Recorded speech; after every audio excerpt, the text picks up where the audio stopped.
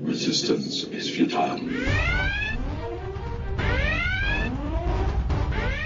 Boldly going where no show has gone before. This is The Week in Geek with David D. Squared and Brian Held. Heard live on News Talk 99.5 WRNO and the iHeartRadio app. Here are your hosts, Brian Held and D. Squared. Greetings, people of Earth. This is The Week in Geek, your source for geek and pop culture news that's trending now. I'm your host, D Squared, along with Brian Held. Brian Held, how are you, buckaroo? Man, I am so wore out, but not so wore out to give thanks where it's due. Aww. Yes, no. Always the gentleman. Well, we have to. So a big, huge thank you to Paul Marchiafava, Katie McLeod, Don Cooper, Jared Massey, and Michelle Heselton, who all worked tirelessly all weekend long to make our presence at Big Easy Con phenomenal. Marchiafava taking one for the team and packing up the table for us, too. I know. Big props. Absolutely. So, and of course, yes, we were at Big Easy Con at the Ernest Morial Convention Center all weekend long. Such a great time. We got to meet a lot of cool folks, spend time with fans. It was an absolute blast, man. We did, and actually some of the stuff we got to reconnect with old guests of the show, Brian. I know, yes. Don't get ahead of ourselves. Right. But, no, it's fantastic. And, everybody had a great time. All the feedback that's coming out of it from fans is that they enjoyed themselves as well, and it looks like they're going to come back next year. Well, that's always good to hear. Absolutely. And I didn't die this week, Brian, so there's that as well. Yes, don't die on a stage. I tried not to, but when you get wheeled out of the radio station on a stretcher, that's good news. Yeah, well, jeez, Dave. Is it? I guess it's good news. Oh, well, why don't we lay out the show? All right, we'll kick it all off with top nerd news, followed by one Ming Chen of Comic Book Men fame, and I sell comics, and apparently he's got this new podcasting company studio that we talked about, which really I had no idea he was doing that, and so stick around for that. Absolutely. And then in our next segment, we're going to have local comic artist Anthony Figaro talk about a new project that he's working on. And then we caught up with another old guest of the show, Rachel. Old? Well, no, she's very young. Rachel Pizzolato giving us an update on all the incredible things that she's working on. This girl has done more in her short 16 years than I've done in all my 40-some-odd. Yes, 15 years. 50? Oh, my God, have mercy. Yes, and then, of course, we'll close it all out with This Week in Geek History. But first... And now, your top nerd news stories from around the world, brought to you by the Viridian Tea Company. Find them on Etsy. And now, your top nerd news stories. Dear God, I could use some Viridian tea right now. Oh, no doubt. Our throats are just shot. So, yes. You're welcome, world. We're taking one for the team. Oh, yeah. So, I know you want to start out with that you were so amped up about talking about Star Wars. Oh, yeah. Yes. Yeah. And apparently Hayden Christensen is going to darken our screens again with his presence. All right. So there are legions of subredditors and other, internet misfits out there that are putting together pieces of the puzzle, Brian. What puzzle? Well, Hayden Christensen was at Galaxy's Edge, and it was tweeted out by the official Disney page and things like that. But then they mysteriously deleted them.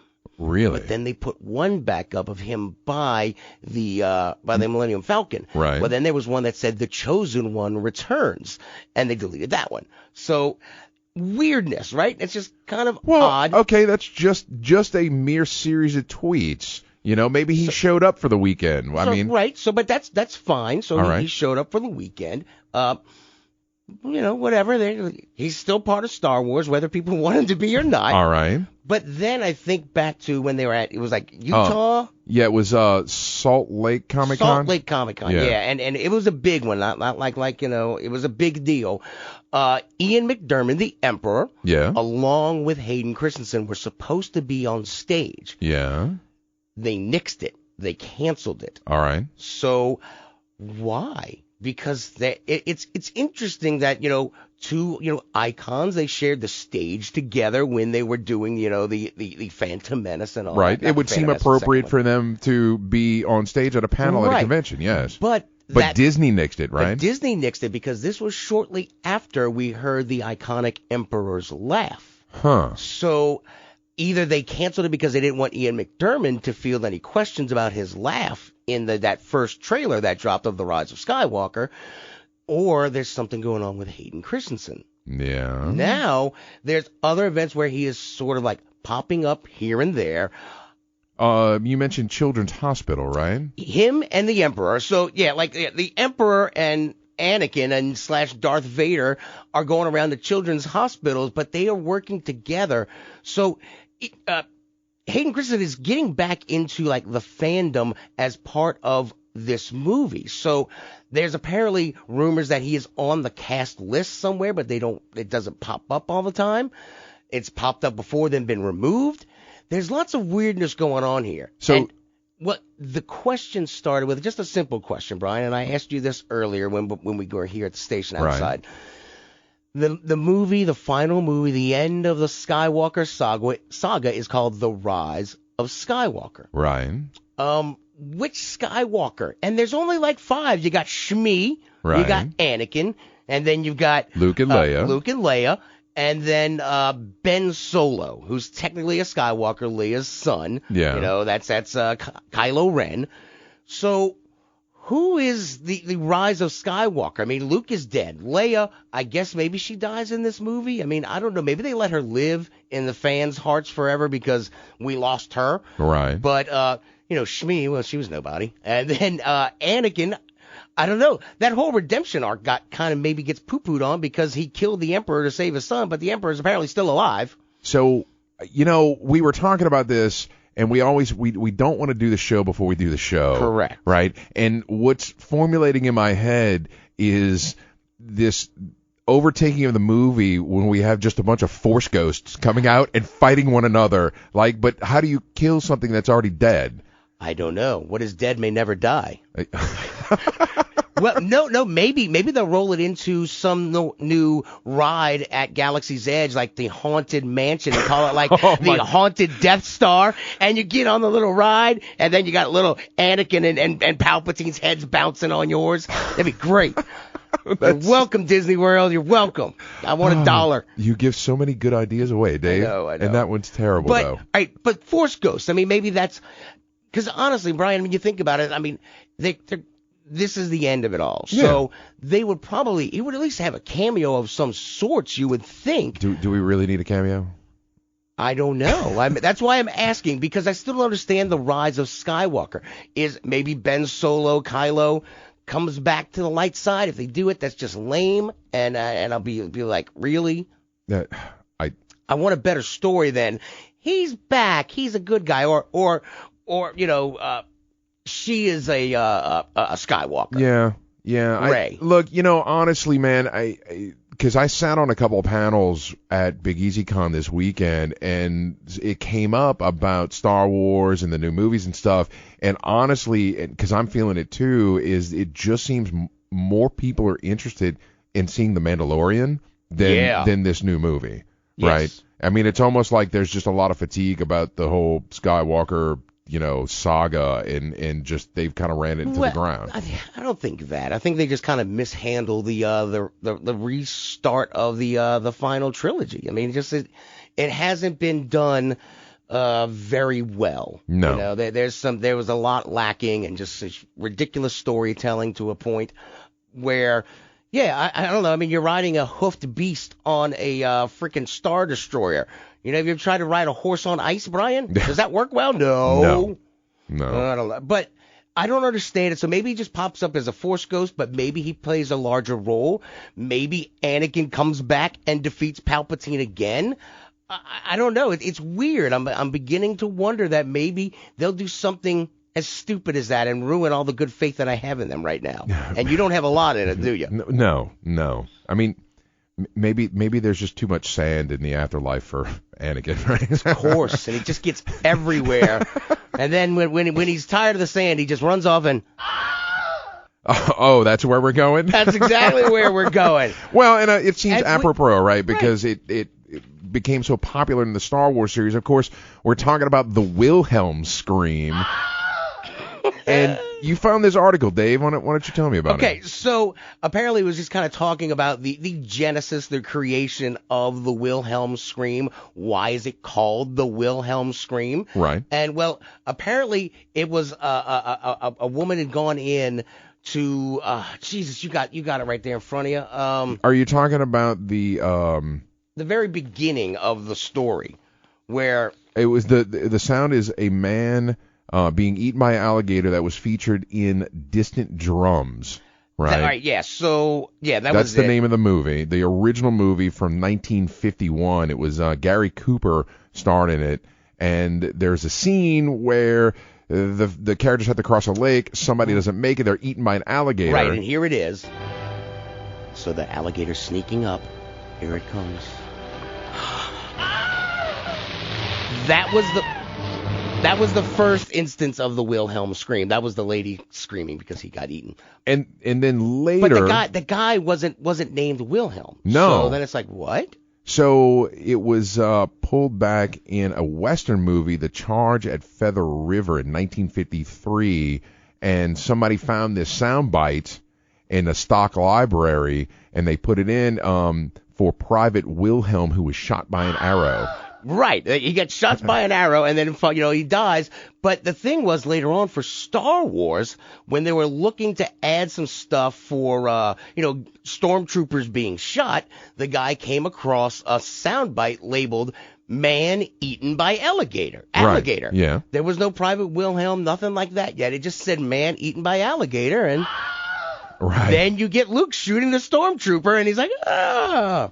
Well, and then at that point, it started to become a running joke because they just added it over and over again. It's, of course... It has been like an Easter egg forever, and I don't know, I like this story, even though we kind of butchered it for people. Yeah.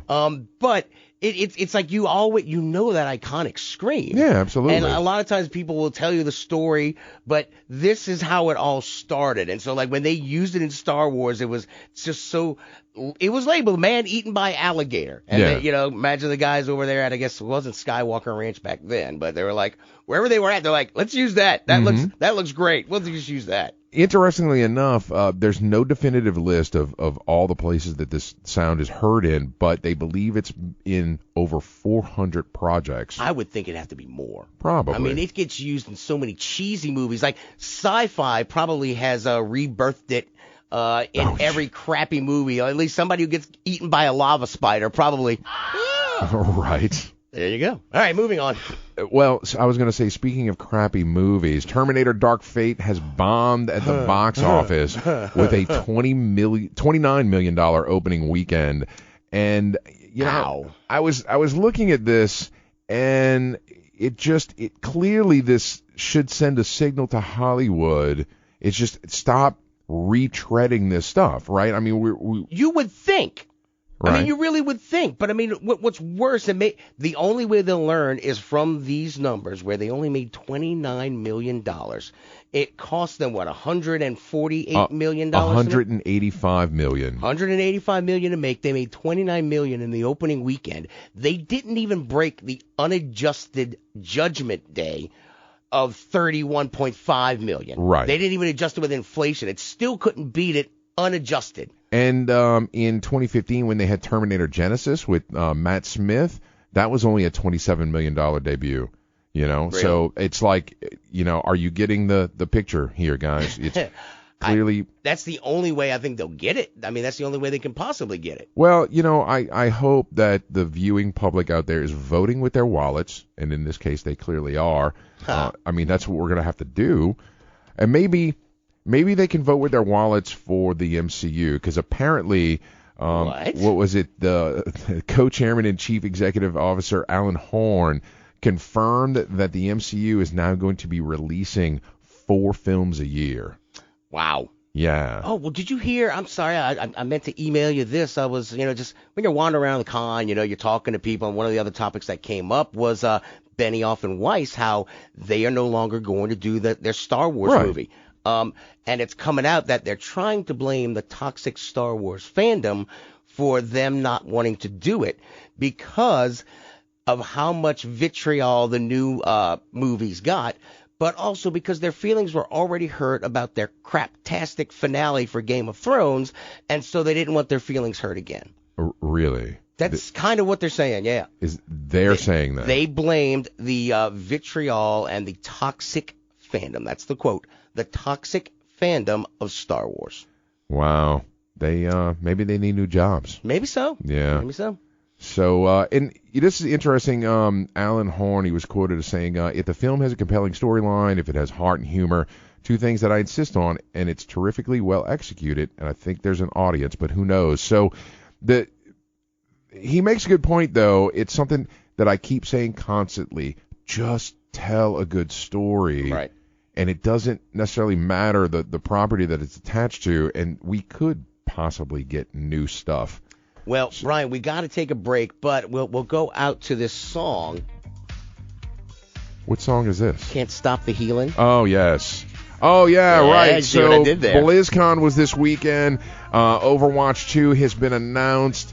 Some fans out there thinking that it, instead of being a new game for $45 to $60, that it should have just been a $15 DLC upgrade to the existing Overwatch. So is this a money grab from Blizzard? Dun, dun, dun. Right? Probably. But I can tell you, watching the cinematic for the trailer is always, I want an Overwatch movie at this point.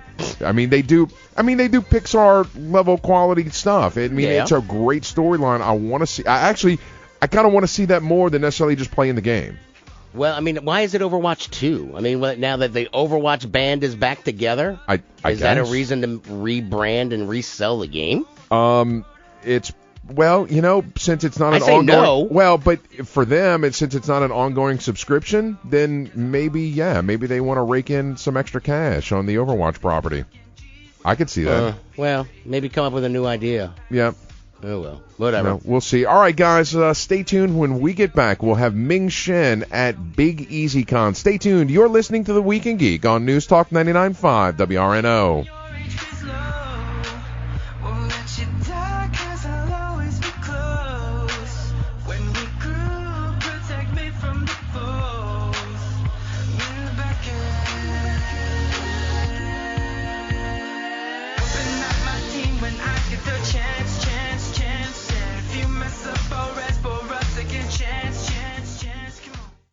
Black Tie Tans, the premier mobile spray tanning professionals of New Orleans. Black Tie Tans will come to you and give you a natural glistening glow on the go.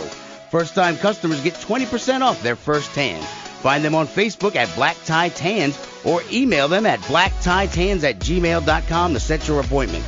Going to a wedding? Going out to the club? Black Tie Tans will give you the look you need. Black Tie Tans. Tell your pale friends. Friends, is your morning tea just not your cup of tea? Then try the tea blends of Viridian Tea Company. At Viridian Tea Company, they sell blends guaranteed to make you think outside the box. With such blends as Tea of the Necropolis, Quantum Mechanics, Spider Witch, and many more, your tea experience will be out of this world. Look for the blends at W&Q's Mid-City Bookshop, located at 631 North Carrollton, or on Etsy at Viridian Tea Company. Try Viridian Tea Company today. Your taste buds will thank you. You've waited for it, and now it's here. Get your very own Week in Geek Radio Show t-shirt and help support our show. These 100% cotton black t-shirts with the Week in Geek Radio Show logo are going fast. So don't wait. Go to twigradio.com and order your shirt now. Just go to twigradio.com and get your very own Week in Geek Radio Show t-shirt. $15 up to XL, $17 for 2X and 3X. That's twigradio.com. Jezebel Johnston, Devil's Handmaid by Nancy Hansen, is now an audiobook read for you by Brian Held. It's a tale of a young girl from Tortuga who disguises herself as a boy and bluffs her way onto a pirate ship, chasing after her one true love, only to find adventure on the high seas. Jezebel Johnston, Devil's Handmaid is available on Amazon, Audible, and iTunes. Get your copy of Jezebel Johnston today. Welcome back into the Week in Geek on News Talk 99.5 WRNO. I'm your host, D-Squared, along with Brian Held. And, Brian, we have a very special guest, somebody who was here a long time ago and a very fateful day here in New Orleans. Ming Chen of Comic Book Men, I Sell Comics podcast. What's up, Ming? What's up, guys? Dude, so last time you were here, I'm just going to scream loud. Okay, that's fine. Last time you were here, it was New Orleans Comic Con or something, and there was like 30 people there. Pretty much, I think that's about right, Brian. Yeah, the attendance was about 30. Yeah, it was very disheartening. I'm like, did I do something to piss off the whole city of New Orleans? Like, why aren't they coming out to, lavish attention on a comic book man? But no, it's one of those things where when organizations come in to town, like Big Easy Con, we tell them, hey, work with us, because we know everybody. And these Big Easy Con folks did, but these guys from 5 years ago did not. So yeah, they're like, who are you guys? We don't need you. We got this, and they did not get it. So. And the funny part is, like, I can't find the podcast anymore, but I know I still have the original audio because the four of us, including Mike, we sat here, not here, but wherever the hell we were at. The Hilton Riverside. Hilton Riverside. We talked for like an hour. We basically did a podcast. Now I got to go back and find that audio because I think it was on the old station. Yeah. But we just sat there for an hour and talked because there was nobody there. We just got to hang out for an hour, dude. Yeah, and we had so much fun talking with you guys. Like, let's just keep this going. Like, I don't even know if this is a real interview. Like, are these real microphones? Are you recording any of this? We didn't even care. We started it, but then it was just like, you know what, whatever. We're here, let's just enjoy the time. All right, so since we're catching up, okay. All right, let's get some current thoughts on things. Your thoughts on The Mandalorian? Looks amazing. The trailer got me very excited. There were... it's not just Boba Fett. There's like a whole bunch of Mandalorians out there, and I want to hear each of their stories and see their chips and see who they're after. Oh, and that long line of like dudes in carbonite. Yeah. That guy, I was like, holy crap, that's awesome. A bounty hunt in bulk. That's the key to make, Well, so the thing is that what I'm kind of feeling here is that I'm actually a little bit more excited about The Mandalorian than I am about Episode 9. Yeah, absolutely. Really? Yeah. So Episode 9 to me is like, they're just going to spend, it's 2 hours and 35 minutes of them fixing The Last Jedi. And I don't even know if that's enough time, so... All right. Well, here's the question. Like The Mandalorian, sticking on that, I want to move over to Star Wars later. But with The Mandalorian, one of the things that he and I complain about a lot is just Hollywood just doesn't bring out any new ideas. It's reboots, remakes, rehashes, everything. I've always wanted to see the stories of the people in the background of the cantina. Oh, God, I want to know about, I don't know, those twins in A New Hope in the cantina. Yeah, does Yak Face have a family and does he have an overbearing wife? That's why he's at the cantina all the time. Even Greedo. What's Greedo's backstory? I don't know. Does he? What is he? Does he have an alcohol problem? Why is he a bounty hunter? It's just because all Rhodians, have the hunter feet. Is he trying to kick his death stick habit? Right. Right. Max Rebo. How did the band get together? Is he? Is he big in the galaxy? Did his CD? Go triple platinum. Triple platinum. Can you hear Max Rebo on Coruscant? I don't know. Right. I don't know. I want to know this stuff. And that's exactly it. I mean, those are the kind of stories we want. But like looking at the new movie coming out, The Rise of Skywalker. Here's the question. Yes. How is it The Rise of Skywalker? It's technically the end of the entire saga.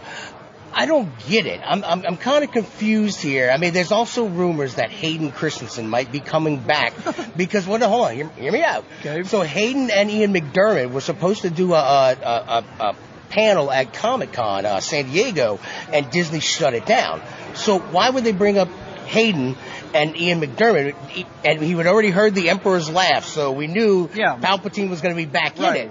But nothing on Hayden. And what's going on? I mean, do we maybe see a redemption arc story for Vader / Anakin? I hope not. I hope not.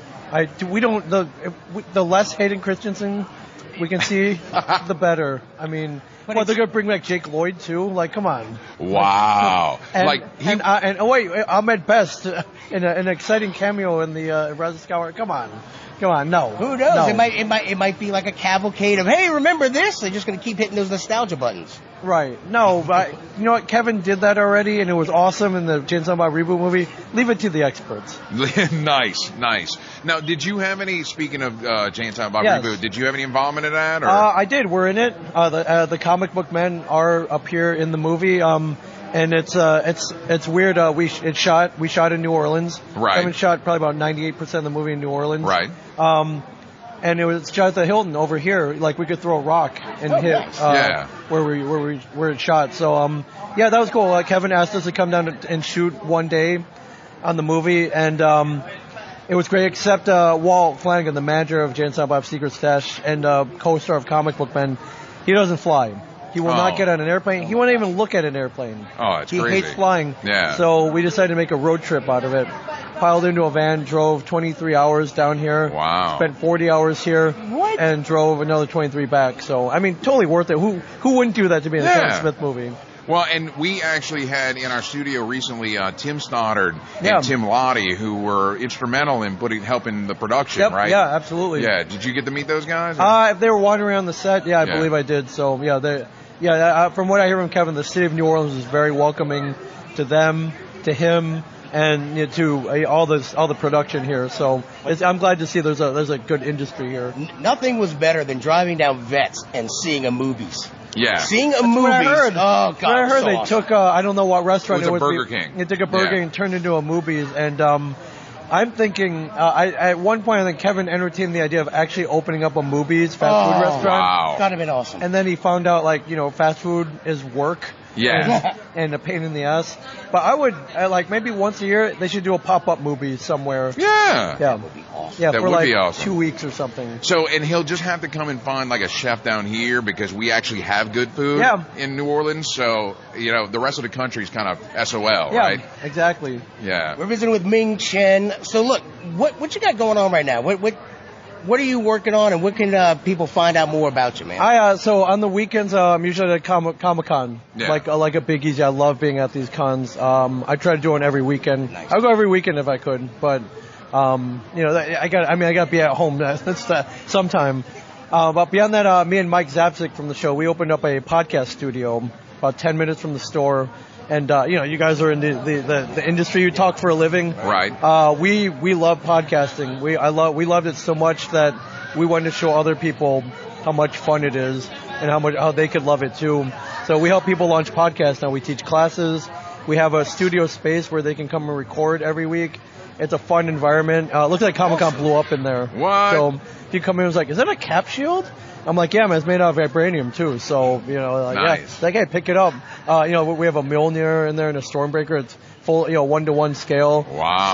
So, it's like, you think you're worthy, pick it up. So, or, it's good marketing. It's like, we welcome worthy podcasters. Like, Nice. that's what we put on, that's what I like that, man. Just kind of like fostering people to learn how to do their own thing. I mean, do you have to have are you topic specific or just like anything? I want people to share whatever their passion is. So that topic can range from real estate law to, trying to pick up women at the club every week and failing. Nice. So Yeah. it's a podcast.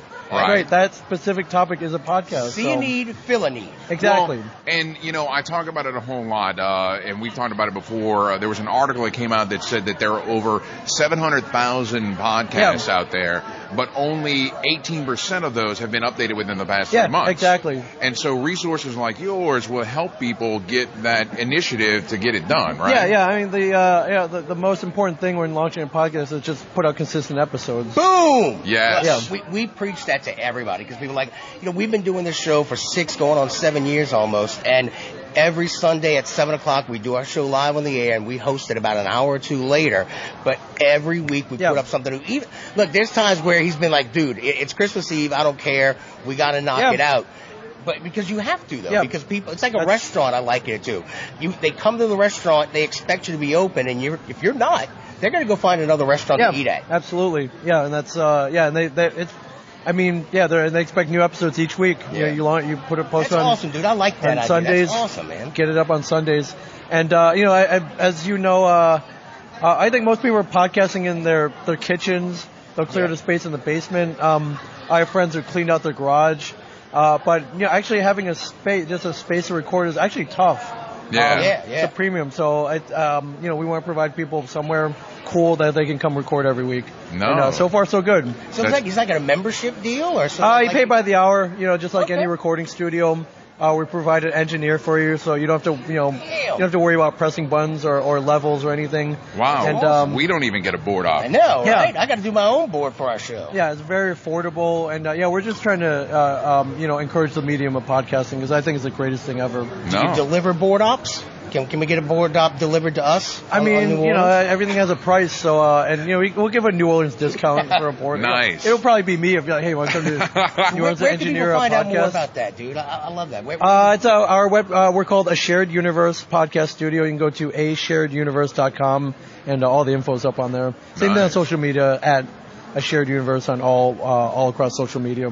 Cool. Yeah. Awesome. Yeah. All right. So, and I mean, that's pretty much what you've been focused on lately. Is I'm really trying to get this everywhere. I mean, I would Yeah. love to see a studio in every major city. Like franchise it almost? Yeah. Franchise or it just expanded. So see two guys. Let's talk when this microphone goes off. Yeah, for here. sure. Well, we need staff for these things. So Right. Yes. All right, cool. And we are part of the Louisiana podcasting community. Yes. So we already know a bunch of folks. Yeah. That would love and even if you have an established podcast, even if you do have that basement where you're recording, we have a lot of guys that just come in once a month just to get out of there. Yeah. And record some on location. Yeah, for sure. Or I find a lot of established podcasters, they want to bring in guests, but they don't want their guests coming to their messy house. True. Yeah. Or see their, like dirty underwear around the basement where the washing machine is. So they'll come in and have their guests meet them in like a neutral location. Nice. But in a professional space as well. It's well-lit parking area with 24-hour security. Yeah. So these shady podcasters don't mug you and take your now and laters. Yeah. And We have a liquor cabinet too. Oh. Wow. Everyone's welcome to it. We have whatever helps you talk, whether it be caffeine or alcohol. Right. We have it at a Shared Universe podcast studio. All right, cool. Well, it looks like we do have to wrap up here in a second. So, Ming, beside shareduniverse.com, where else can folks find you? You can find me, it's Ming Chen 37, MINGCHEN 37, Twitter, Facebook, Instagram, Snapchat, TikTok. Yeah.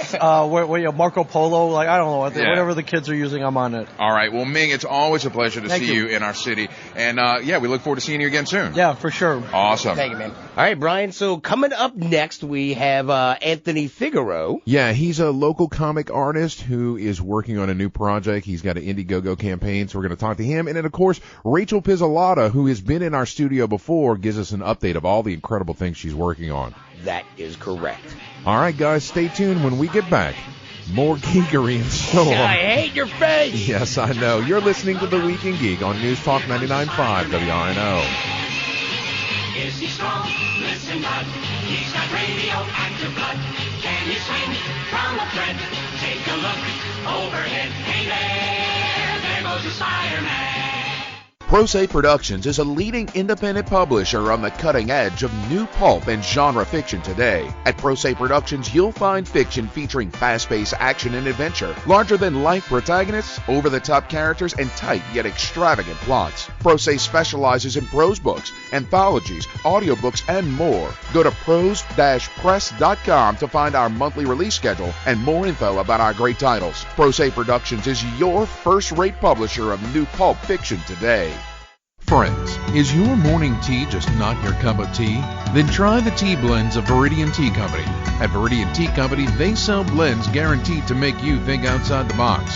With such blends as Tea of the Necropolis, Quantum Mechanics, Spider Witch, and many more, your tea experience will be out of this world. Look for the blends at W&Q's Mid-City Bookshop, located at 631 North Carrollton, or on Etsy at Viridian Tea Company. Try Viridian Tea Company today. Your taste buds will thank you. You've waited for it, and now it's here. Get your very own Week in Geek Radio Show t-shirt and help support our show. These 100% cotton black t-shirts with the Week in Geek Radio Show logo are going fast. So don't wait. Go to twigradio.com and order your shirt now. Just go to twigradio.com and get your very own Week in Geek Radio Show t-shirt. $15 up to XL, $17 for 2X and 3X. That's twigradio.com. Join us this fall at Contraflow November 15th through the 17th, a science fiction convention featuring writers, artists, and entertainers from all over the country. Contraflow will have gaming, music, an art gallery, vendors, and more. This year's featured media guest is executive producer for DC Swamp Thing, Mark Verheiden, and the featured author guest is Catherine Asaro, author of The Quantum Rose. Contraflow November 15th through the 17th at the Airport Hilton in Kenner. For more information, check out their website at contraflowsci-fi.org or find them on Facebook. Welcome back into the Week in Geek. This is Brian Held with D Squared. And we're here at Big EasyCon 2019. And we're talking to Anthony Figaro. How are you, sir? I'm doing very good. How you doing yourself? I'm good, man. So you are a comic book artist, and, man, you've got all these prints here at your booth. Tell me how you got started in doing comic book art. I was a young boy, about 10 years old. Me and my friends went to the local Circle K, and we would steal comic books, and then we would bring them home, and we would trace them. And then over a period of time, we just fell in love with it. Then we started to pay for them later. That was much later. All right, that's fair. So, does the statute of limitations still apply? No? How old are you? This is in another country, another state. You know, there's no more of that, so it's all good. All right, fair enough. Now, speaking of comic books, you have been doing art and prints for a very long time, but you're now delving into doing your own book. I believe it's called God's Hand. Tell me about it. All right, God's Hand is basically about Marie Laveau and Jean Lafitte. It's about Marie Laveau winds up being murdered, and then they call in Jean Lafitte and his team to come in and solve the murder. Through solving the murder, they find out that there are more sinister forces who are trying to take over the city and the world, and it opens up into a larger picture. So, Jean Lafitte, is this a period piece? Is it set in the, 1800s, or, I mean, is it modern? Okay, so Jean Lafitte is immortal in this book. Okay, let me give you this real quick. So essentially what happens is years and years and years ago, centuries and eons ago, there were the ancient gods of chaos. From these ancient gods of chaos are born every monster that we know today. Every vampire, every werewolf, every djinn, everything. Well, these children of these gods rebelled against them and sealed them away into another dimension. Then these gods basically took over the world.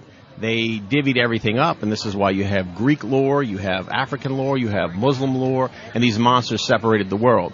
From this, they set casters out to essentially cast a veil over the entire world. So every time you see a murder, maybe someone gets shot, it's not really a shooting. It's actually a werewolf encounter. But the normal people walking around don't see it that way. From this, we have teams like Jean Lafitte and Marie Laveau's who are investigating them. Consider them paranormal crime scene investigators, and they hunt these people down. So, Jean Lafitte, who is immortal, and Marie Laveau are the protectors of the city up until Katrina. Then there's an incident that happens that unfolds in Lindsay Boggs Hospital, where they track down a wraith. In the process of trying to kill the wraith, she casts a spell which backfires, kills thousands of people, and the shockwaves go out and cause Katrina to go from a Category 1 to a Category 5.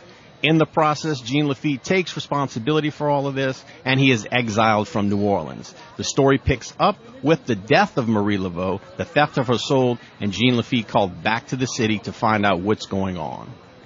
Wow, that's crazy. Hey, that good condensed version, though, man. Good on you. So, I mean, why supernatural, paranormal? I mean, you've got... obviously, you're very steeped in superhero culture. There's so many different directions you could have gone. Why this particular genre? I think what it started with this is I was basically asked to do an interview for News with a Twist, and the producer asked me if I had any stories about New Orleans, which I didn't. And he said, well, if you had to make one up, what would it be? Using New Orleans people, using New Orleans legends. And from that, the God's Hand is born. So New Orleans lends itself to this. And when I was writing the story, I started to realize no one had really tapped this amount of our culture before. The story writes itself because New Orleans is supernatural. New Orleans is these things. And yet we don't really have a definitive take on this stuff that's out with all this other stuff that's out here. So that's essentially why, because New Orleans is supernatural. Oh, yeah, absolutely. Now, you did do this as a Kickstarter right now that's in progress. Tell me, how can folks find that Kickstarter, and what are some of the pledge levels and all that? Okay, well, it's actually on Indiegogo. But essentially, Kickstarter is Coke, Indiegogo is Pepsi, so it's the same difference pretty much. It's a crowdfunding site. You can go on Indiegogo and look up God's Hand, and you can get a number of exclusive perks that are only offered through the Indiegogo campaign. If you support us through the Indiegogo campaign, we have a special cover, which you can only get through there. Also, if we fund the project, Andy Kuhn has agreed to do a cover for us. So we have that laid out there. Doesn't Andy do a lot of turtle stuff? Yes, he does. He actually took over for Eastman and Lard when they turned the reins over. So he has a pretty big following. He does awesome work. That's cool. So how can folks otherwise find you and all your work out on the net or Facebook or wherever it is? You can look me up on Facebook, Instagram, Twitter, LinkedIn, Tumblr under Anthony Figaro or Kid Destructo. Nice. All right. Cool. Well, man, we can't wait to see God's Hand come out and hopefully see more great work from you. Absolutely. I look forward to talking to you guys again. Awesome. Thank you very much. This is Brian Held with the Week in Geek Radio Show on News Talk 99.5 WRNO, and we're here at Big Easy Con 2019, and I'm sitting at my booth with Rachel Pizzolato. How are you? I'm doing great. How are you? I'm wonderful. Now, you have been on our show before in our studio, and you're such an incredible young woman doing all kind of awesome things like Mythbusters Jr. and all that kind of stuff. And I know that you don't stop, so I wanted to get an update. I think you've been doing a lot of modeling lately, right? I have. I was in New Orleans Fashion Week from, the months of October. And basically, I had about 10 designers, and I walked for the entire week. So, that was a big week full of, just a lot of things that happened. Like, we had an after party, and, oh, my goodness, everyone was loving the outfits because I got to keep some of the outfits. So, I was attracting a lot of attention with those and, sponsors and stuff like that. Really? You've gotten some sponsorship out of that? I have no clue what the designer's name is, but, give me a second. Hold up. Let me think. Let me get my thinking phase. Don't know. But a designer sponsored me to wear their clothes out and, just say their name and basically sponsor them. But I had a lot of recognition. I got to post it on my Instagram and stuff. So, it was just a lot of fun.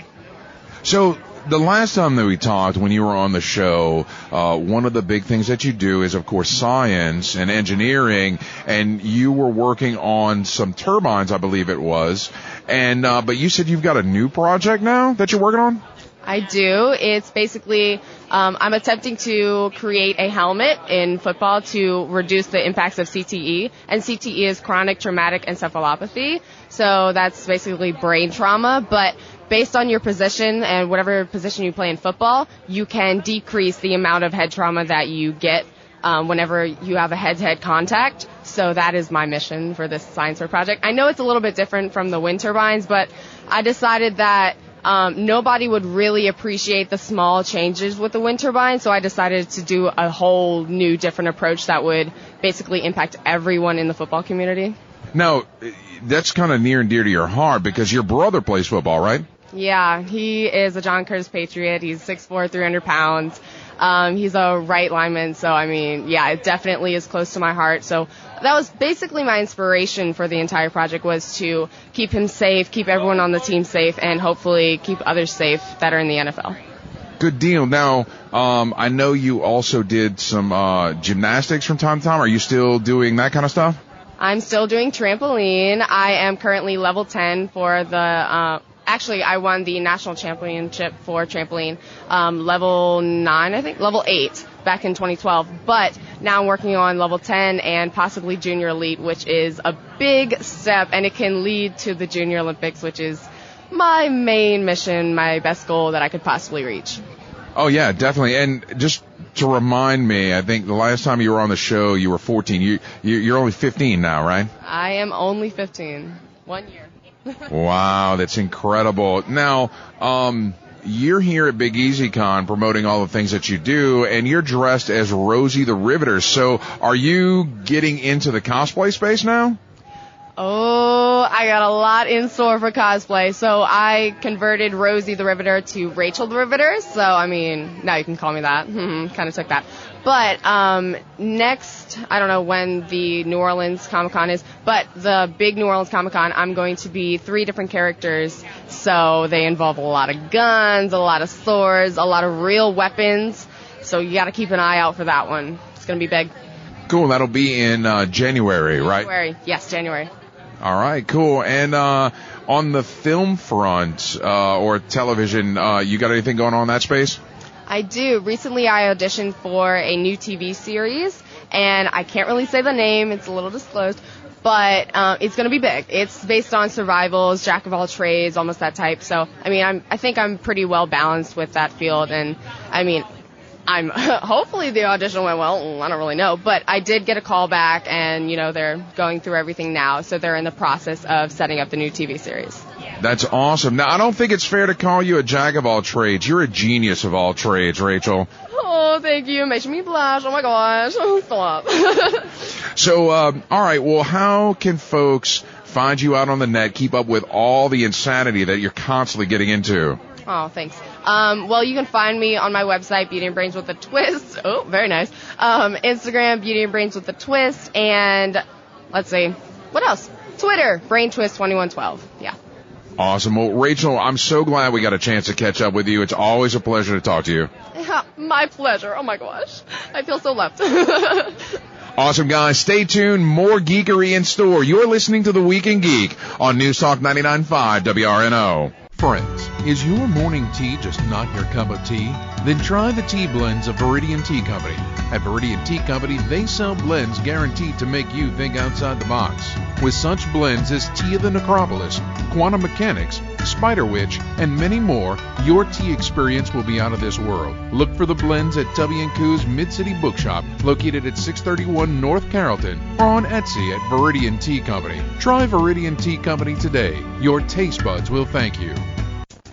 You've waited for it, and now it's here. Get your very own Week in Geek Radio Show t-shirt and help support our show. These 100% cotton black t-shirts with the Week in Geek Radio Show logo are going fast. So don't wait. Go to twigradio.com and order your shirt now. Just go to twigradio.com and get your very own Week in Geek Radio Show t-shirt. $15 up to XL, $17 for 2X and 3X. That's twigradio.com. Jezebel Johnston, Devil's Handmaid by Nancy Hansen, is now an audiobook read for you by Brian Held. It's a tale of a young girl from Tortuga who disguises herself as a boy and bluffs her way onto a pirate ship, chasing after her one true love, only to find adventure on the high seas. Jezebel Johnston, Devil's Handmaid is available on Amazon, Audible, and iTunes. Get your copy of Jezebel Johnston today.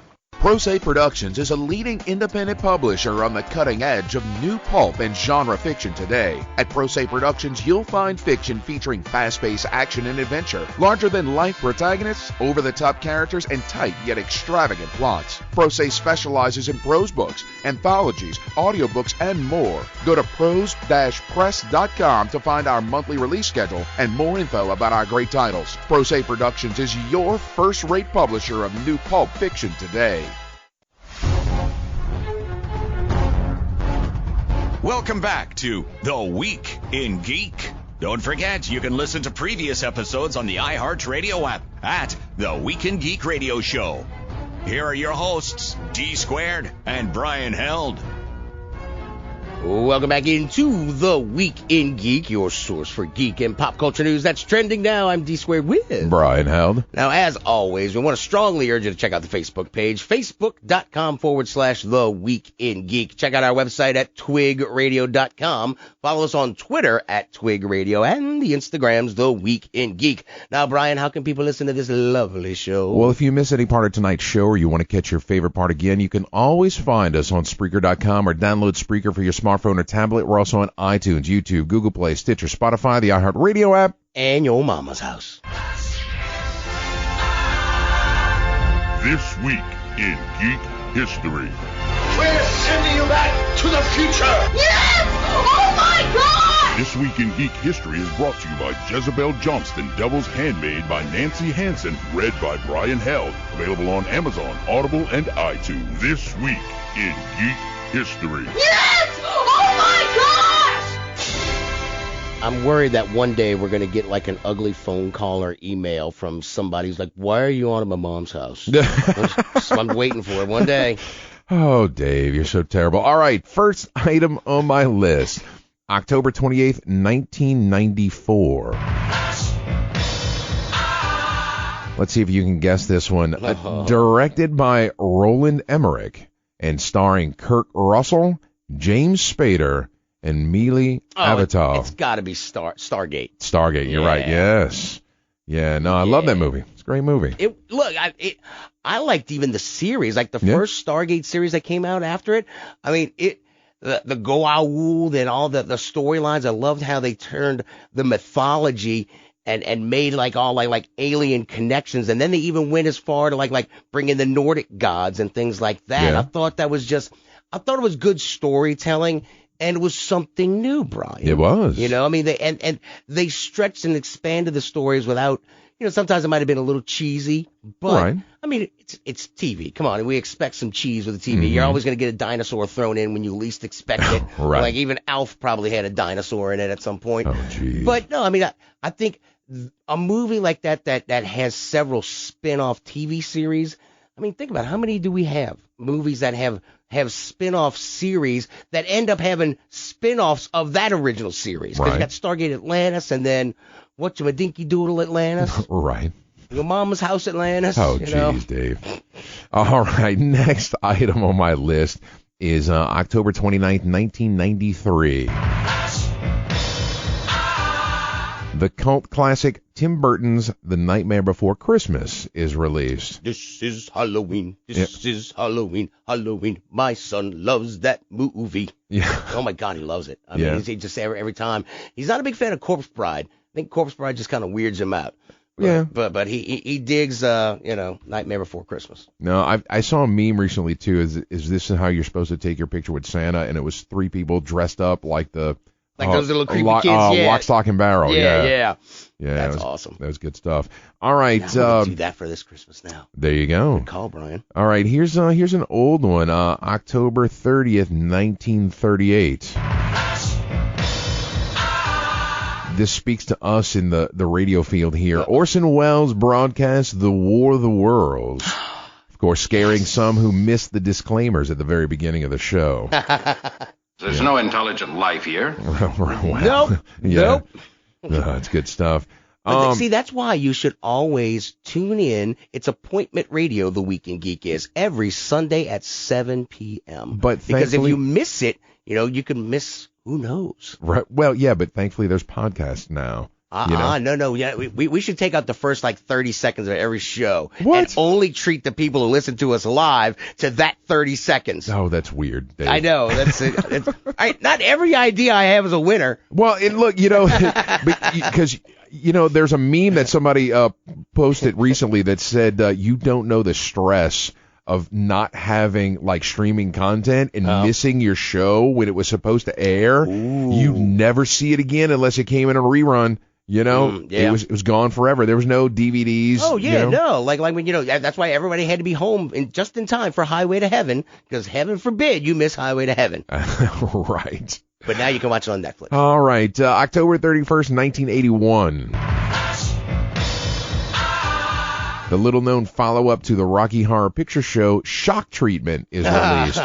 Yeah. And it didn't do so well. No, it didn't. They were really trying to capture lightning in a bottle on that one. Yeah, I mean, you can't. Once you do something like that, it's really, yeah. Oh yeah. Pudding. Right. All right. On the 1st of November, 1909. That date is important, right? Because E.M. Forster publishes the science fiction short story The Machine Stops in the Oxford and Cambridge Review. So this story, and I've read it before, it's pretty incredible. It explores the consequences of a complete technological breakdown on a society that's dependent on information technology. Good news, everyone! And of course, it comes to be very prophetic, right? It predicts all kind of social and technological developments, including television and video conferencing, Right. and the social phenomena of excessive participation in virtual communities in a manner that foreshadows the later advent of the internet and social networking. And that was Bad news, everyone. 1909. 1909. Yeah, so you can go find it out on the internet. That's how I found it. It's out there. Check it out. Look, some of those old, dime store sci-fi books were fantastic. Like one of them had like a laser pencil. Yeah. And the computers that were the most smartest that took over the world were as big as mountains. Oh, wow. Well, that's because they had to put vacuum tubes in That's them. true. That's true. Oh, God, good stuff. All right, birthdays real fast on the 28th. Matt Smith, Winona Ryder on the 29th, Henry Winkler on the 30th, Erica Serra on the 31st, Natalia Tena, who was Nymphadora Tonks in Harry Potter, on the 1st. Oh, yeah, she was in Game of Thrones, too. Yes. So, all right, I'm still working on booking a guest for next week, and that's it. Contraflow's coming soon. Oh, my God, huh? Yes. It just never ends, Yep. Brian. All right, let's get the heck out of here. Nice. Till next time, keep your nerd flag raised high. GFL.